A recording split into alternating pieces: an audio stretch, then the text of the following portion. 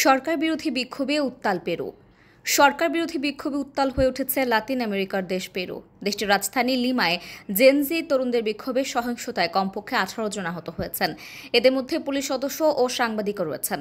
স্থানীয় কর্তৃপক্ষ ও স্বাধীন সংগঠনগুলোর প্রকাশিত হিসাব থেকে এ তথ্য জানা গেছে। খবর বিবিসির।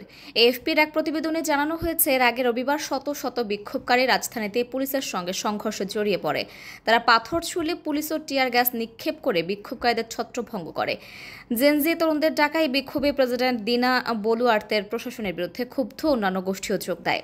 সন্ধ্যা নামার পর বিক্ষোভকারীরা প্রেসিডেন্ট ও সংসদ ভবনের দিকে অগ্রসর হতে চাইলে পুলিশ বাধা দেয়।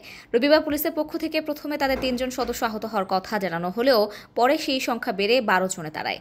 পেরু জাতীয় সাংবাদিক সমিতি এএনপি জানায়, পুলিশের ছররা গুলিতে 6 সাংবাদিক আহত হয়েছে।